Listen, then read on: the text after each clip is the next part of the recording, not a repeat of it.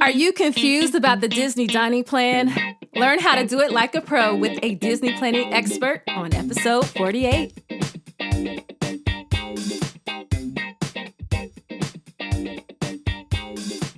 Hey, theme park hipsters, it's your host, Nikki J, the owner of themeparkhipster.com, where I help you plan the best solo theme park vacation with the latest tips, reviews, personal stories, and more.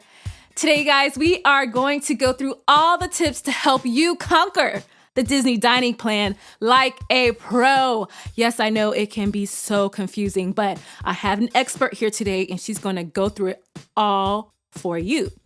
But first, I gotta let you know that this week's episode is brought to you by the Theme Park Hipster app. Yes, it is official. The app is here, guys, and I want to thank you so much for the support that you have given it so far. The Theme Park Hipster app is going to give you all the power to help guide your vacation planning with tools and information you need all in one app. Plus, there's a theme park trivia portion that includes questions on the Disney parks, Disney movies, Universal Orlando Resort, Busch Gardens, SeaWorld, and so much more. In the trivia section, guys, that is truly my favorite. But the app is not just that. It's there. We can all talk to each other about theme park news, post some of our favorite pictures. I mean, this is our community. This is for us, the solo theme park travelers. So go ahead and download the Theme Park Hipster app over on Apple App Store. Now let's jump back into the show. Like I said earlier, today we are chatting with a very special person today that will leave you feeling confident about the Disney dining plan. Dun, dun, dun. I know, but she's going to make you feel really good. Our guest today is a Disney travel planner at Destinations in Florida. Her name is Laura, and she lives in St. Louis, Missouri with her husband and 2 daughters and has successfully accomplished the feat of turning her family into Disney fanatics, just like her.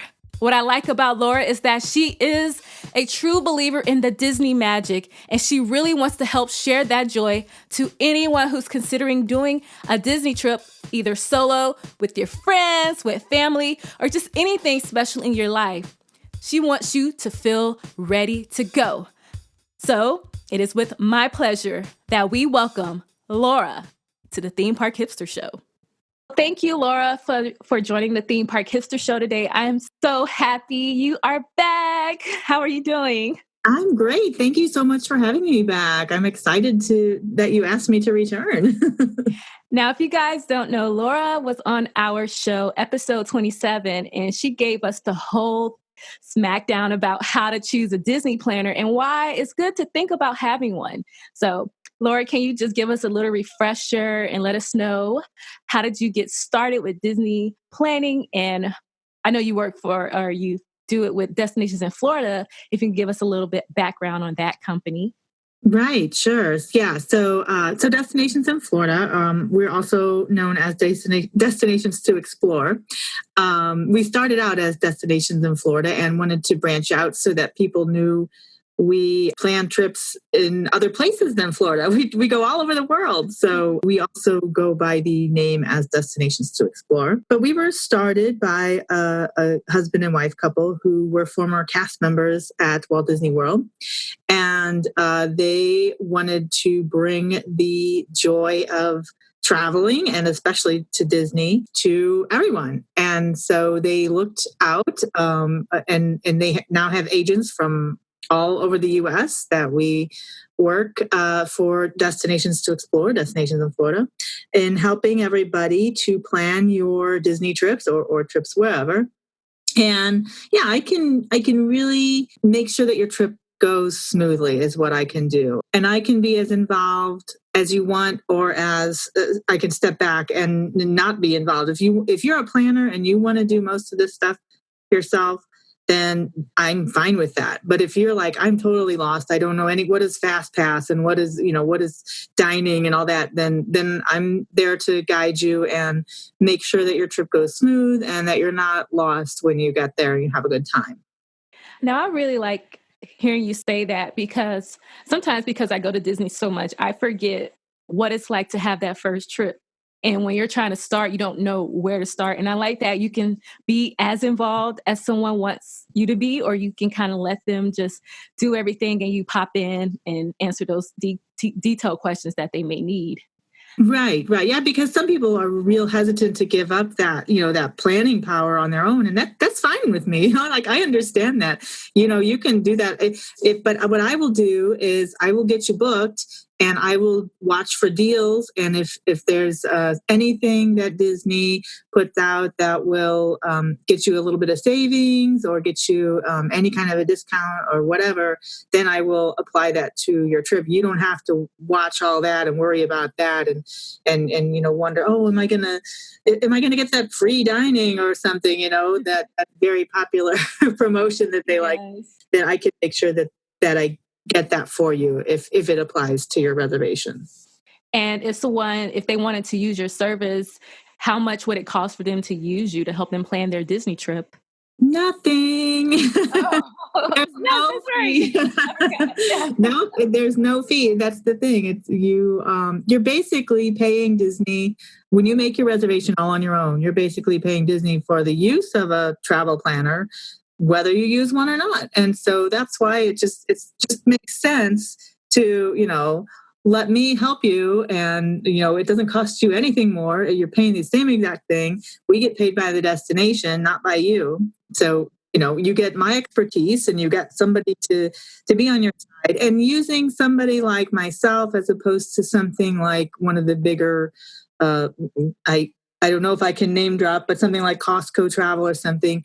You're always going to talk to me. You're going to get the same person every time you call or email or text me or whatever, where that you're not going to get that with some big corporate travel group. You're always going to get the same person. So I know your trip. I know your travel party. I know what your plans are. And, so that makes it really easy for you. You don't have to sit there and explain everything. We're going for my mother's 75th birthday, over and over again, because I'll know that. That's really good. And I can attest that you can contact her any kind of way and she's going to reply in a timely manner, because we know these trip planning sessions can get kind of stressful. So I do appreciate that about you guys. Sure. Mm-hmm. All right. So Disney dining plan. I know I have spoken about this in the past, and I know this is one of those podcast episodes that I needed to do, but I've been avoiding it because when I read about it, I just get so confused. So can you just explain to everyone what is the Disney dining plan and how does it work? I'll do my best. It does get complicated. But yeah, so if you're staying on site at a Disney property, you can purchase the one of the Disney dining plans. There's 3 levels of Disney dining plans. There's a quick service plan. There's what they call their plus dining plan, which is kind of the middle one. And then there's the deluxe dining plan. It's basically a way for you to just prepay for some of your meals or all of your meals in some cases. Kind of like going to an all-inclusive resort where everything's already paid for. Mm-hmm. That's kind of what I equate the dining plan to, that you've got it taken care of ahead of time.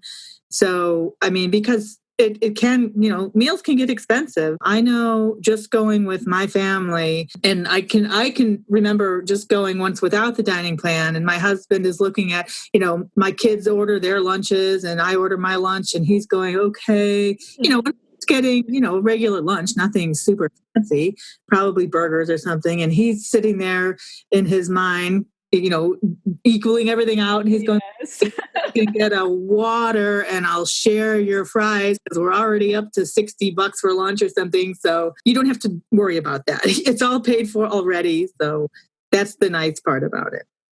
So I heard you mention that you have like the quick service dining plans. There's like 3 options. Is there anything that you get differently with them? Or you kind of get basically the same? But no. So the quick service plan, the dining credits work as a pool.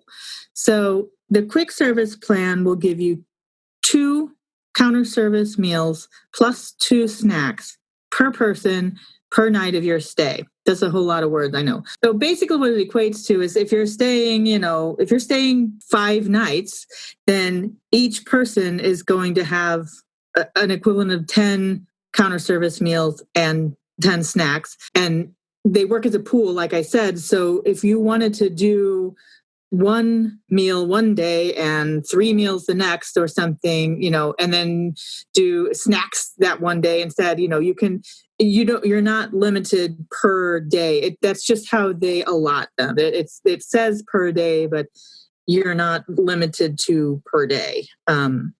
If that makes sense. So that's the quick service, gets you 2 counter service meals and 2 snacks. The plus dining plan gets you 1 counter service meal, 1 table service meal, and 2 snacks per person per night of your stay. And the deluxe dining plan gets you 3 meals of either counter service or table service, plus the 2 snacks per person per night of your stay. And that per night of your stay is important because I know that a lot of people that doesn't necessarily register when you're thinking about it. Because say you're staying for 5 nights, but maybe you're going to the parks for 6 days. You have to make sure that you understand that, those 5 nights worth of meals, you have to spread that out over your 6 days. But I know that can get complicated. But one good thing about it is anytime you do eat, anytime you make a purchase of a snack or whatever, that you'll get a receipt, and that'll have on the bottom of your receipt, that'll have your allotments that are left. It'll tell you how many snack credits, how many meal credits you have left on your receipt. So it's easy to keep track like that. Wow, that is some really good information. I didn't know that you could pool your credits. Like you don't have to try to maximize them every day. So if you do have that 6-day stay, but you have the 5-night stay, you can make sure say you arrive to Disney midday on your first trip, you don't have to try to do everything in one day, save them for the last day. Okay. So now that you're giving us the options, which option do you think is the best that we might get the most bang for our buck?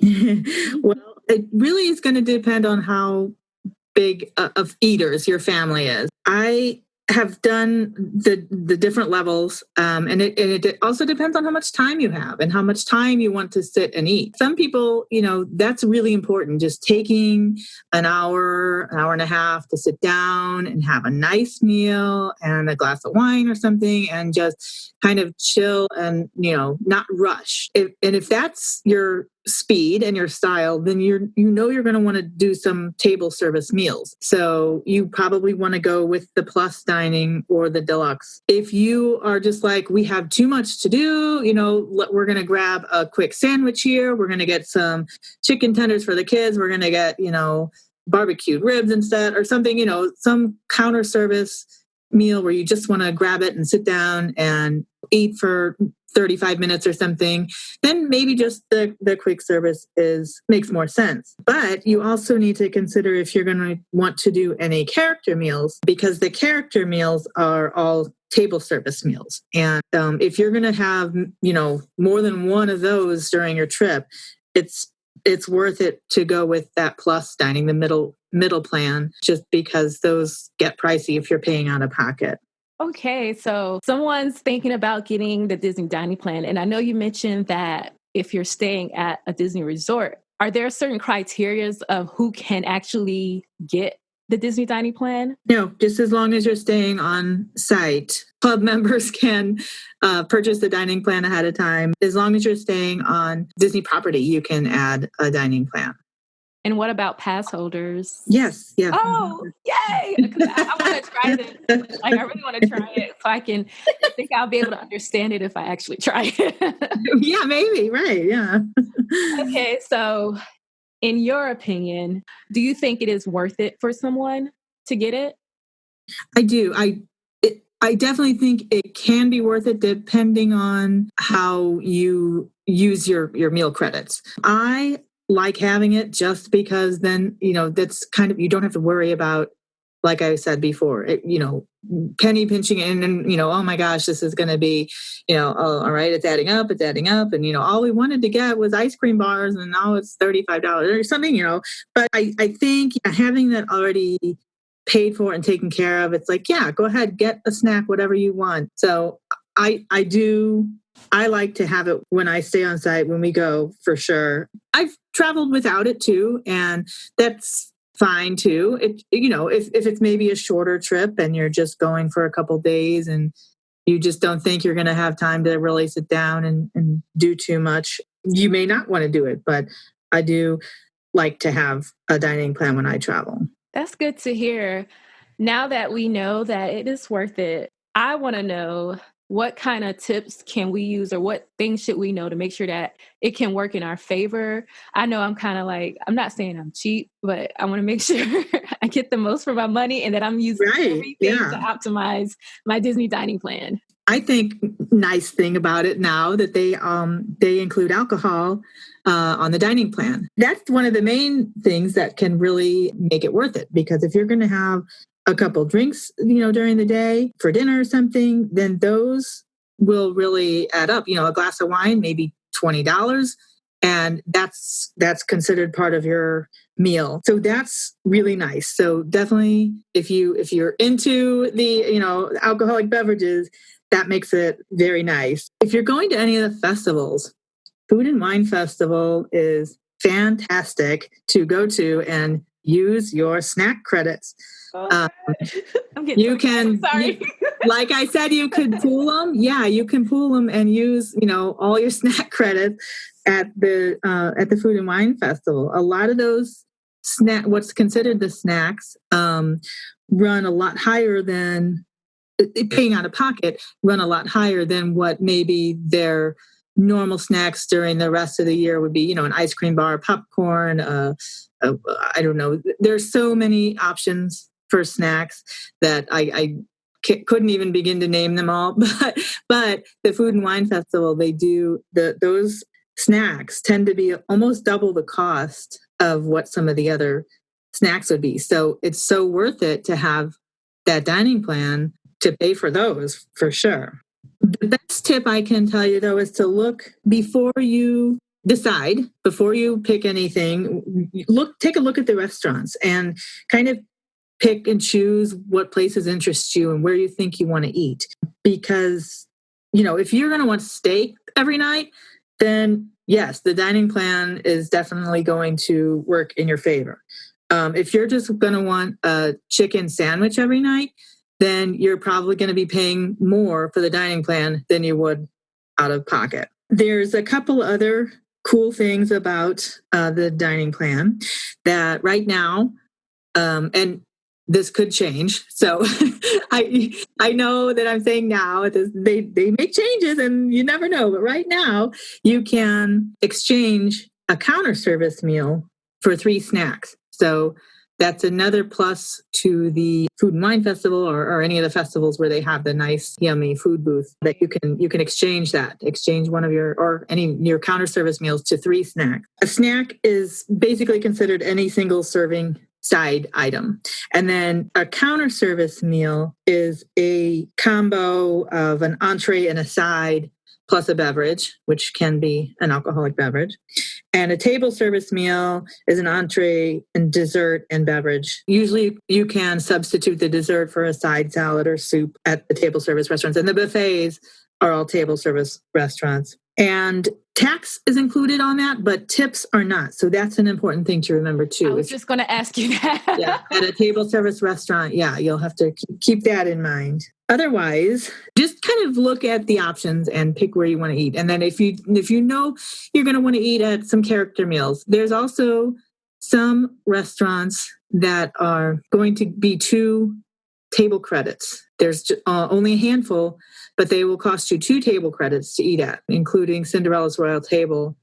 That's one of the more popular ones. So that's a 2 table service credit meal. So you'll be using 2. So that means you're taking away one of your table service days from another day, unless you have the deluxe plan and you get 3 meals of any kind during the day. That's something to consider too. If you're going to go to some of the signature restaurants that charge those 2 table service credits, then, you're definitely going to want to do one of the plus dining or the deluxe dining to make it worth it. Wow. I actually feel very excited to try this. So I'm getting, based on your tips, the overall thing when you're getting ready to decide or even choose the Disney dining plan or if it even is going to work for you, is to plan out what type of food trip you're going to have. As far as like, if you're going to go to Disney, how much do you think you're going to eat? Do you really want to try all the different table places, or you want to really focus more on the attractions and just eat in between? So that basic thing, map it out, have a plan, and then you'll be able to kind of decide where to go from there.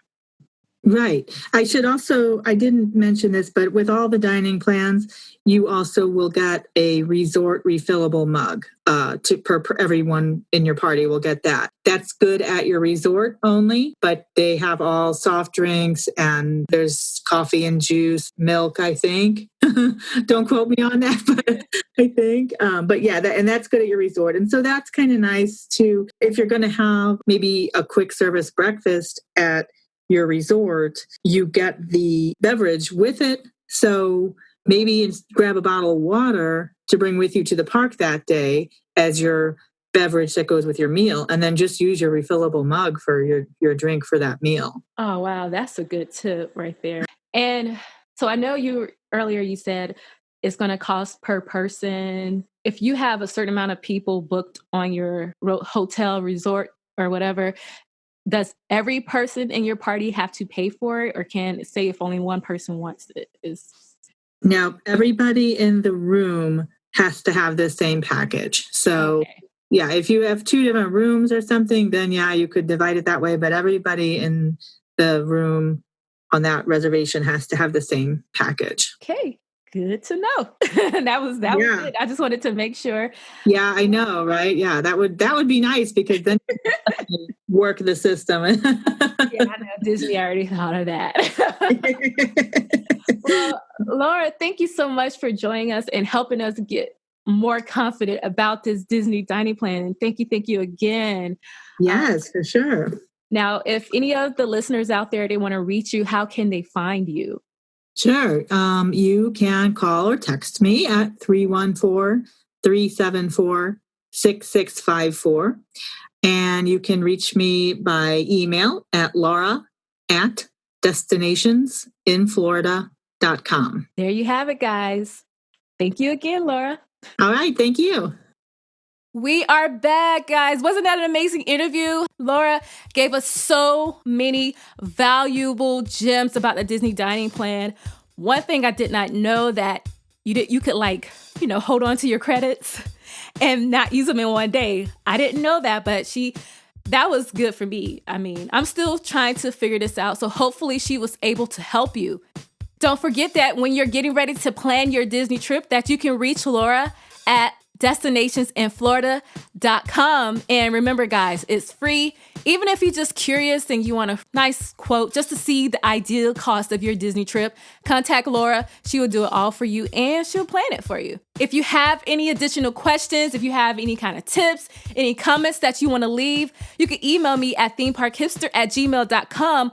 Or, guys, we're going to try something new. What about you call me? Yes, call me and leave a voicemail at 407-906-0912. Leave a voicemail of some of your favorite theme park tips and any comments that you may have, any questions. I'll be sure to add them to the show. You never know, your voicemail or your question may be added to next week's show. Thank you so much for taking the time to listen to the Theme Park Hipster Show. Remember, you are my friend and you are my family, whether you know that or not.